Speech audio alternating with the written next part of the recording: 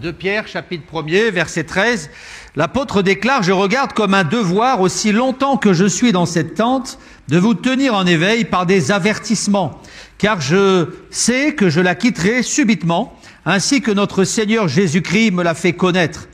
Mais j'aurai soin qu'après mon départ, vous puissiez toujours vous souvenir de ces choses. » Puis on va passer au chapitre 3, au verset 1er, où l'apôtre dit ceci, « Voici déjà, bien-aimés, la seconde lettre que je vous écris, dans l'une et dans l'autre. Je cherche à éveiller, par des avertissements, votre saine intelligence. » Et puis, nous allons maintenant au verset 17 du chapitre 3, toujours dans la même épître de Pierre, 2 Pierre 3, 17, « Vous donc, bien-aimés, qui êtes avertis, tenez-vous sur vos gardes, de peur qu'entraînés par l'égarement des impies, vous ne veniez à déchoir de votre fermeté. » Alors on est en 65 après Jésus-Christ à peu près, selon les historiens, selon les théologiens et selon la tradition chrétienne. Dans quelques années, eh bien l'apôtre Pierre va mourir en 68 à peu près. Ce sont des dates très approximatives, mais les historiens estiment que c'est en 68 que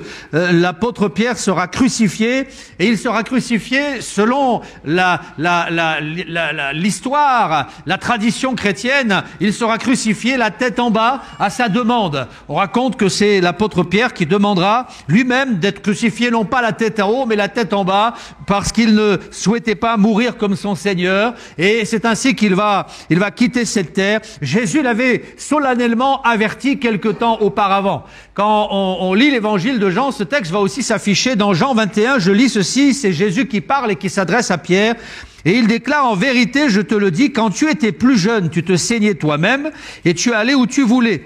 Mais quand tu seras vieux, tu étendras tes mains et un autre te ceindra et te mènera où tu ne voudras pas. » Et au travers de ce texte, on comprend que l'apôtre Pierre savait. Il savait que dans sa vieillesse, eh bien, il serait jeté en prison, incarcéré, il serait malmené, maltraité, et il savait qu'il subirait la persécution parce que le Seigneur l'avait averti.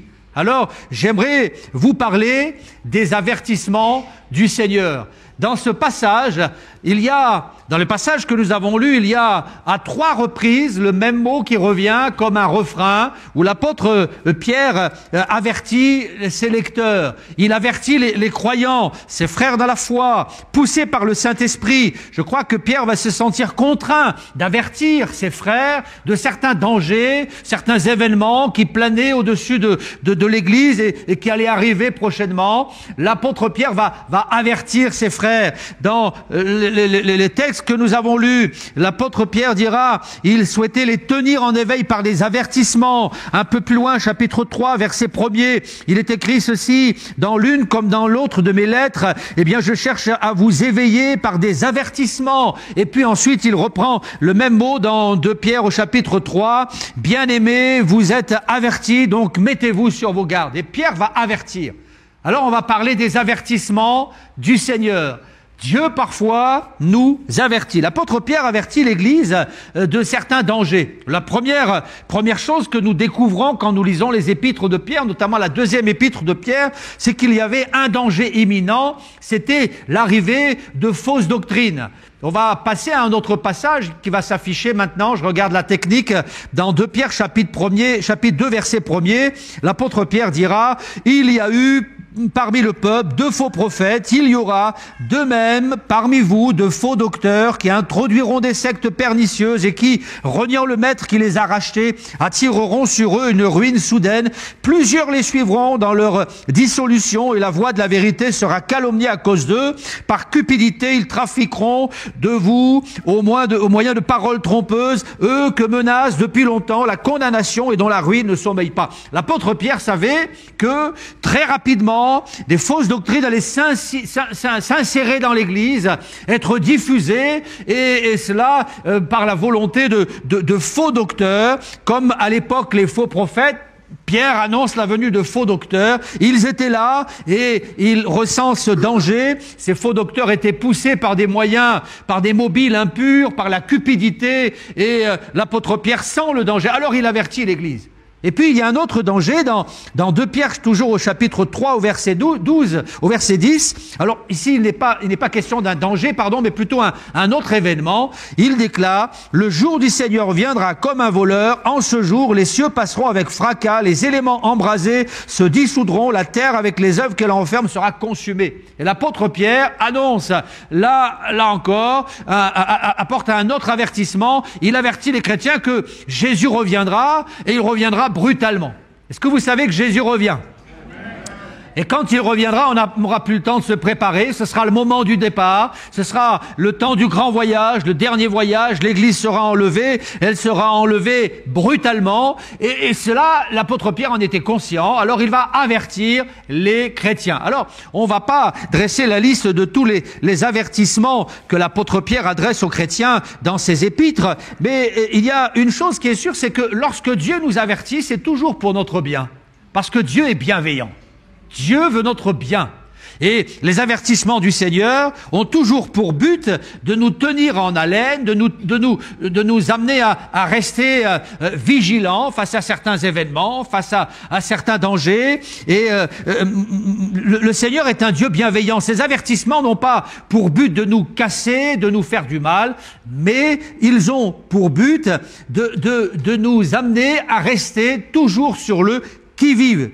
Vous savez, quand on était à l'école et que à l'école on nous adressait un avertissement, peut-être que c'est arrivé à certains dans cette salle, peut-être que quand vous étiez enfant, au collège, eh bien on vous a adressé des avertissements. Alors, généralement, lorsque on adresse à l'école un avertissement, c'est qu'on n'est pas loin de la rupture, on n'est pas loin de l'exclusion. Il y a un premier avertissement, il y en a un deuxième, il y en a un troisième, et ensuite, c'est l'exclusion, c'est la sanction qui tombe. L'avertissement, c'est pas une sanction. L'avertissement, c'est au contraire un moyen pour éviter la sanction. Un moyen pour éviter le clash, l'exclusion, pour éviter le pire, pour nous ramener à la raison, pour éveiller notre conscience. Si tu continues comme ça, alors tu vas avoir des problèmes. Alors on t'adresse un premier avertissement, et puis un second, et puis un troisième. Et si les avertissements n'impactent pas la personne, alors vient la sanction, l'exclusion. Le but de l'avertissement, c'est pour éveiller la conscience. L'apôtre Pierre dira ceci: je désire vous tenir en éveil par ces avertissements. Alors Dieu, parfois, cherche à nous éveiller par des avertissements. Je relisais rapidement en diagonale quelques articles sur ce qui s'est passé le 22 novembre 1963 à Dallas, au Texas. Pour les plus anciens, vous savez que ce jour-là, un drame a eu lieu. Un drame national aux États-Unis. Le président John Fitzgerald Kennedy était dans sa limousine et il traversait la foule avec son épouse à ses côtés. Et ce jour-là, eh bien, un sniper a assassiné le président John Fitzgerald Kennedy. À cette époque-là, il y avait une ambiance très tendue dans le pays, un climat de violence sociale qui régnait depuis quelque temps. Et on raconte que le président Kennedy avait reçu, avant cet événement, il avait reçu plusieurs menaces de mort anonymes. Certains les ont dénombrées. Il semblerait qu'il avait reçu plus de 34 menaces de mort. Et face à cela, plusieurs personnalités allaient supplier le président d'annuler son voyage. On raconte même que le grand revivaliste, le grand prédicateur Billy Graham était allé trouver le président Kennedy pour le supplier de ne pas d'annuler ce voyage. Il avait averti du danger. Il avait été averti par ses conseillers, par ses collègues, par ses proches, par ses intimes, par ce prédicateur Billy Graham. Il avait été averti, mais lui va faire fi de ces avertissements et il va les balayer d'un revers de manche. Il va aller à Dallas, au Texas, et là, eh bien, on connaît la suite de l'histoire. Il va être assassiné par un forcené, et cela parce qu'il n'avait pas écouté les avertissements du Seigneur. Il avait fait la sourde oreille. Et vous savez, je crois une chose, c'est que lorsque Dieu nous avertit, c'est important d'être attentif. C'est important d'écouter les avertissements du Seigneur. Lorsque Dieu nous avertit, lorsqu'il tire la sonnette d'alarme, lorsqu'il nous envoie un message, eh bien, ce n'est jamais pour nous faire du mal, mais au contraire, c'est pour nous ramener sur le droit chemin, pour nous éviter le clash, le drame, l'exclusion, le pire, pour nous éviter d'être disqualifiés. L'apôtre Paul dira, je traite durement mon corps afin de ne pas être disqualifié après avoir prêché aux autres. Et l'apôtre Paul était conscient qu'il marchait sur une corde raide et qu'il pouvait lui aussi être disqualifié, mis de côté. Alors il dira, je traite durement mon corps dans la peur, dans la crainte d'être disqualifié. Et lorsque Dieu nous interpelle, je crois qu'il est important d'être attentif, d'écouter les messages qui viennent d'en haut. Dieu nous parle, la Bible dit qu'il nous parle tantôt d'une manière, connaissez la suite? Tantôt d'une autre, mais est-ce que vous connaissez la suite? Dieu nous parle tantôt d'une manière, tantôt d'une autre, mais l'on y prend point garde. Et le problème, ce n'est pas le message du Seigneur. Le problème, c'est le récepteur. Le problème ne vient pas de l'émetteur, mais le problème vient du récepteur. Parfois, notre conscience est comme bouchée, fermée. Nous sommes comme enfermés dans une sorte de système qui nous empêche d'entendre la voix du Seigneur. Un peu comme ce président qui ne va pas écouter les conseils, les appels, les injonctions de ses proches, de ses intimes. Il est important d'être attentif à la voix du Seigneur. Parfois, il nous parlera par un frère, parfois il nous parlera par un prédicateur, parfois il nous parlera par sa parole, parfois il nous parlera même par un inconverti, par un message qui nous vient de l'extérieur. Vous savez que Dieu peut nous parler par les gens du monde. Parfois, les gens du monde sont plus sages que les croyants. Et parfois, Dieu va utiliser un collègue de travail, une circonstance, et là, Dieu va nous parler. Dieu va tirer la sonnette d'alarme. Soyons attentifs à ce que Dieu nous dit parfois. Je préparais ce message. Je vais vous confesser que ce message est sur mon cœur depuis des semaines et des semaines. Et à plusieurs reprises, je me suis dit, tiens, dimanche matin, je vais prêcher sur ce message. Et à chaque fois, le Seigneur m'a comme détourné. Et aujourd'hui, eh bien, le Seigneur a vraiment placé ce message sur mon cœur et j'ai eu à cœur de vous apporter ce message. Peut-être y a-t-il quelqu'un qui a besoin d'être comme réveillé. Tu as besoin d'un électrochoc. Tu as besoin que Dieu réveille ta conscience, que Dieu te parle, que Dieu t'arrête et que Dieu te dise ce matin, tu fais fausse route, arrête-toi, change de cap, change de direction. Hélas, parfois, Dieu nous parle et on trouve tout un tas d'arguments pour ne pas l'entendre. Vous savez, il y a dans les Actes des Apôtres, ce texte, dans Actes au chapitre 27, il est question du naufrage de Paul. Vous connaissez le récit du naufrage de Paul? Je lis souvent Actes chapitre 27 et à chaque fois, je suis comme interpellé par ce passage. L'apôtre Paul est prisonnier, il n'est pas maître de son destin. Il est envoyé à Rome. Et là, eh bien, il est obligé de suivre les directives. Alors, il suit les directives. Et dans Acte 27, verset 9, il est écrit ceci, on peut l'afficher, s'il te plaît. Il est écrit, un temps assez long s'était écoulé. La navigation devenait dangereuse. Il y avait un danger. Car l'époque même du jeûne était déjà passée. C'est pourquoi Paul va avertir les autres en disant, ô homme, je vois que la navigation ne se fera pas sans péril et sans beaucoup de dommages, non seulement pour la cargaison et pour le navire, mais encore pour nos propres personnes. Verset 11. Le centenier écouta le pilote et le patron du navire plutôt que les paroles de l'apôtre Paul. Et comme le port n'était pas bon pour hiverner, la plupart furent d'avis de le quitter pour tâcher d'atteindre Phénix, port de Crète qui regarde le sud-ouest et le nord-ouest afin d'y passer l'hiver. Et là, verset 13, un léger vent du sud vint à souffler, et se croyant maîtres de leur dessein, ils levèrent l'ancre et ils côtoyèrent de près l'île de Crète. On va s'arrêter pendant un instant, on va reprendre la lecture tout à l'heure. Est-ce que vous avez remarqué le contexte dans lequel l'apôtre Paul se trouvait? L'apôtre Paul ressent intérieurement que la situation est dangereuse. Il est écrit, la navigation devenait dangereuse. Alors Paul va prendre son courage à deux mains et il va avertir le centenier. Il va l'avertir. Et il est écrit, ô homme, je vois que la navigation ne se fera pas sans péril pour vos vies, pour la cargaison, pour le navire. Mais à ce moment-là, le centenier est devant un choix. Et face à ce choix, il n'y a pas que la voix de l'apôtre Paul qui retentit, mais il y a d'autres voix.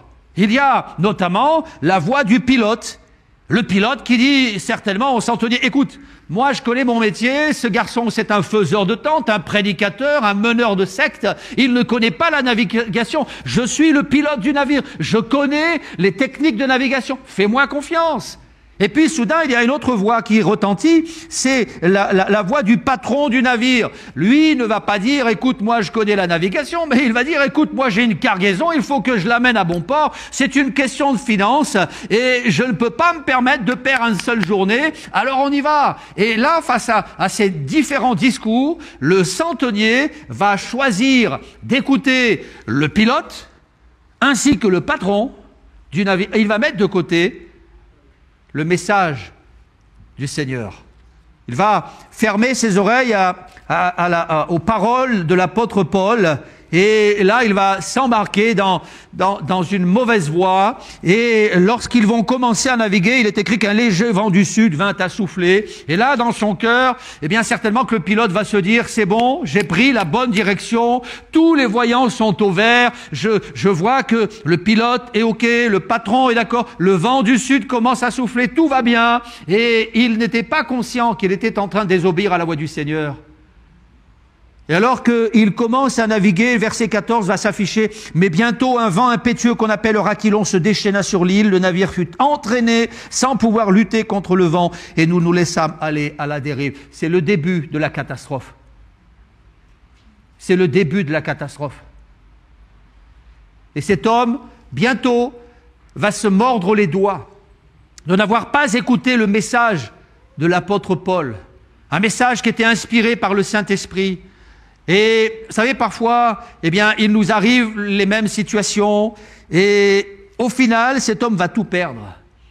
Le navire va sombrer, ils vont jeter la cargaison par-dessus bord, ils vont même frôler la mort, et là, alors que les ténèbres et la nuit s'étaient installées sur ce navire, eh bien, la voix de l'apôtre Paul retentit à nouveau. Verset 21 va s'afficher, on n'avait pas mangé depuis longtemps, alors Paul, se tenant au milieu d'eux, leur dit, ô homme, il fallait m'écouter. Il aurait fallu m'écouter, ne pas partir de Crète, afin d'éviter ce péril et ce dommage. Si vous m'aviez écouté, si vous aviez su prêter l'oreille à mes paroles, à mes injonctions, à mes avertissements, alors vous n'auriez pas traversé cette tempête. Vous savez, il y a tellement de gens qui traversent des tempêtes et qui lèvent le poing contre Dieu en disant « mais si Dieu existait, je ne serais pas dans cette situation. Comment as-tu mené ta vie jusqu'à maintenant? Comment as-tu conduit ta barque jusqu'à maintenant ? Est-ce que tu as laissé le gouvernail au Seigneur, ou bien est-ce que tu as pris le gouvernail en disant au Seigneur, écoute, je connais, je sais, je vais y arriver? Pose-toi la question. Pose-toi la question. Il est écrit, alors l'apôtre Paul les avertit, mais ils n'écoutèrent pas. Dieu nous avertit parfois. J'ai trouvé de nombreux textes sur les questions des avertissements du Seigneur. Vous savez, lorsque les mages sont venus pour adorer le Messie naissant, eh bien, ils viennent avec leurs cadeaux, leurs trésors, ils déposent tout cela au pied de l'enfant, de Jésus, ils sont dans l'adoration, dans l'admiration. Et puis, Matthieu, chapitre 2, verset 12, il est écrit, divinement avertis en songe de ne pas retourner vers Hérode, ils regagnèrent leur pays par un autre chemin. Ces hommes vont être divinement avertis par un songe. Ils vont prendre conscience qu'il y avait là un danger, alors ils vont se plier aux avertissements, aux conseils du Seigneur, et ils ne vont pas retourner vers Hérode. Il y a dans le même passage, au chapitre 2 de Matthieu, ça va s'afficher aussi au verset 22, il est question de Joseph qui va en Égypte pour protéger sa famille. L'enfant vient de naître, alors il prend Marie, ils partent en Égypte, et là ils retournent dans leur pays, mais ils ne retournent pas en Judée, qui était leur terre d'origine. Mais dans Matthieu 2, 22, il est écrit, ayant appris qu'Archélaüs régnait sur la Judée à la place d'Hérode son père, il craignit de s'y rendre, et divinement averti en songe, il se retira dans le territoire de la Galilée. Cet homme, Joseph, on n'en parle pas souvent, mais Joseph, le père adoptif de Jésus, va être attentif à la voix du Seigneur. Il va entendre cet avertissement qui lui disait, ne va pas là-bas, mais change de route, change de chemin, parce que si tu vas là-bas, tu vas passer un mauvais quart d'heure. Alors il ne va pas retourner là en Judée, mais il va aller sur le territoire de la Galilée pour protéger les siens. lorsqu'on est attentif à la voix du Seigneur, on attire la bénédiction sur nos vies, mais aussi sur la vie de notre famille, sur les nôtres. Mais lorsque on ferme ses oreilles aux injonctions du Seigneur, non seulement on met en péril notre propre vie, mais aussi la vie de tous ceux qui nous entourent. Alors Joseph va partir en Galilée. Dieu nous avertit. Dieu nous avertit aussi pour qu'on se prépare face à certaines situations douloureuses.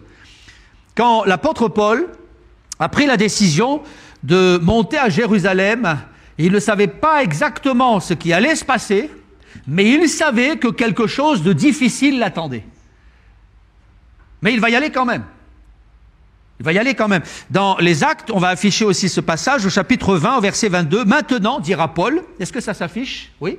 « Maintenant, dira Paul, lié par l'Esprit, je vais à Jérusalem, ne sachant pas ce qui m'y arrivera. Seulement de ville en ville, l'Esprit Saint m'avertit que des liens et des tribulations m'attendent. » Le Saint-Esprit était en train de lui montrer qu'il allait traverser des moments douloureux. Saint-Esprit n'était pas en train de lui dire « Écoute, ne va pas à Jérusalem ». Il savait qu'il devait y aller. Mais le Saint-Esprit va l'avertir pour le préparer. Vous savez qu'un homme averti, voilà, c'est pas dans la Bible, ça pourrait l'être. Un homme averti en vaut deux. Alors moi je dirais, un chrétien averti en veut deux, ou trois, ou quatre, hein, c'est comme vous voulez. Mais quand Dieu nous avertit, eh bien il nous permet de nous préparer. Et Paul était prêt à affronter ces moments difficiles parce que dans son cœur, il savait eh bien, que ça n'allait pas être facile. Dieu l'avait averti. Alors Dieu nous avertit. Il nous avertit quand on va au-devant de certains dangers. Il nous avertit quand on se trompe de chemin. Et puis, il nous avertit aussi quand on s'engage dans une voie de péché. Je pense pas que le Seigneur nous laisse nous engager dans une voie de péché sans rien dire. Je pense pas que le Seigneur soit de cela. Lorsque un père voit son fils faire fausse route, eh bien, il l'interpelle, il l'avertit, ne fais pas ça. Ne fais pas ça. Parce qu'il est un père aimant. Je ne pense pas que Dieu nous laisse nous engager sur une voie de péché sans nous avertir. Quand les Babyloniens sont venus à la porte de Samarie pour envahir Samarie,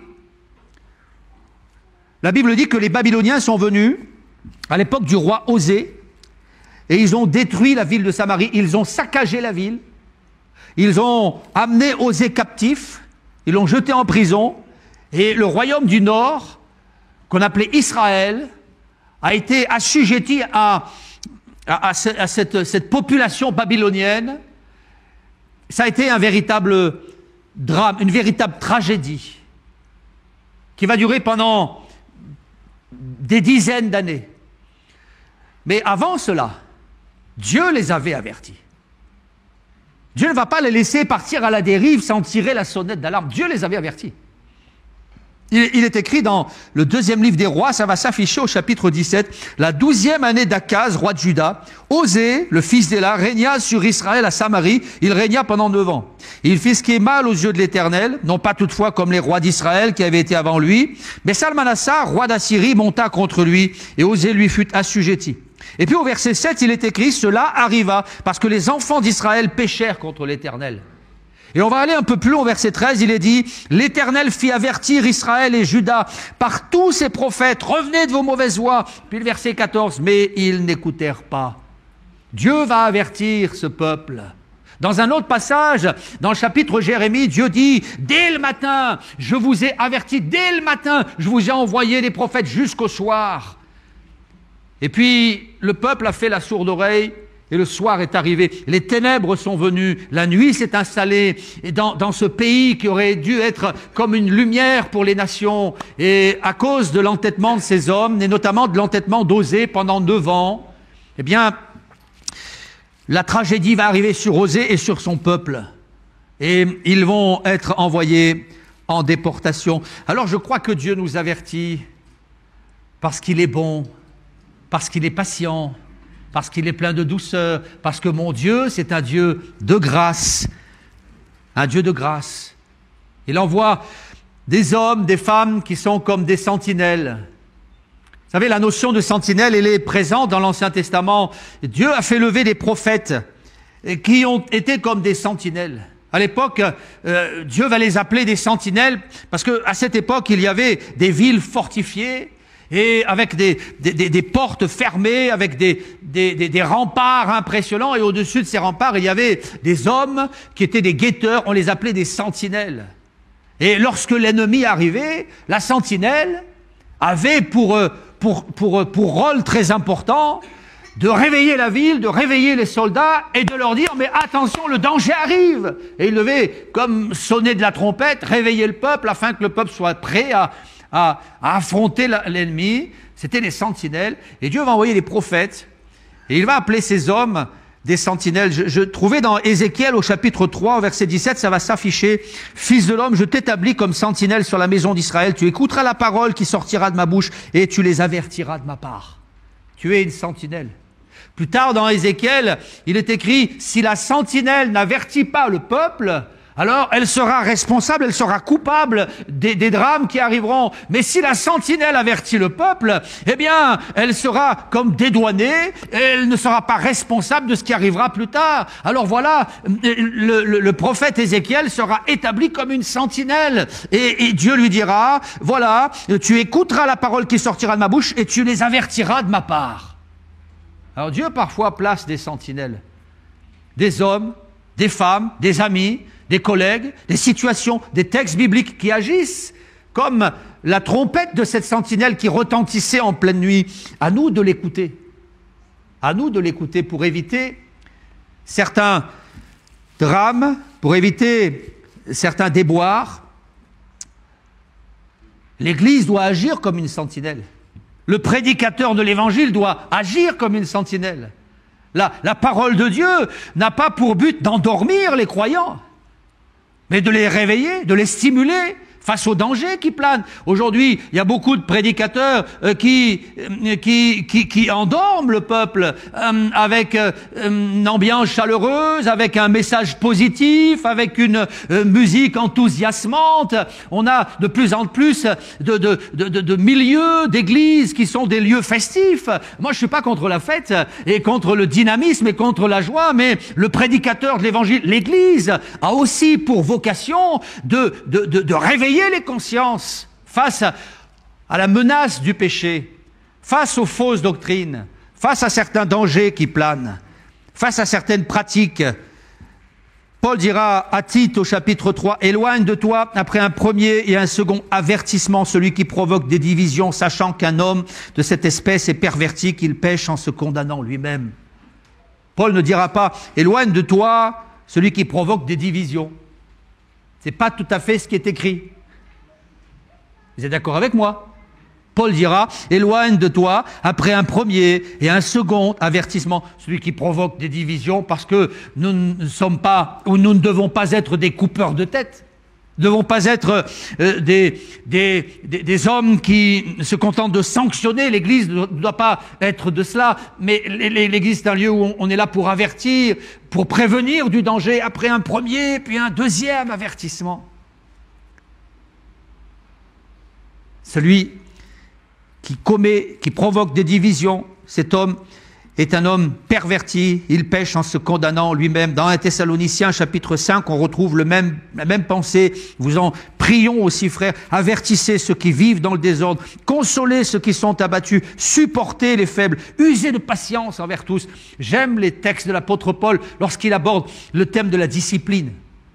Parce que je m'aperçois que l'apôtre Paul, c'était un homme qui avait une certaine rigueur dans la douceur. C'est difficile, c'est difficile. Parfois, on est trop rigoriste et trop cassant, et parfois on est trop doux. C'est difficile de trouver le bon dosage, le bon dosage. Parfois on est trop laxiste, et parfois on est trop sévère. Alors Paul dira... Nous vous en prions, frères, avertissez ceux qui vivent dans le désordre, mais aussi consolez ceux qui sont abattus, parce que parfois ceux qui vivent dans le désordre, ce sont aussi eux qui sont abattus. Alors on doit les avertir tout en les consolant, on doit les supporter parce qu'ils font preuve de faiblesse, On doit aussi user de patience avec eux parce que parfois, eh bien, ceux qui vivent dans le désordre ont besoin qu'on soit patient avec eux.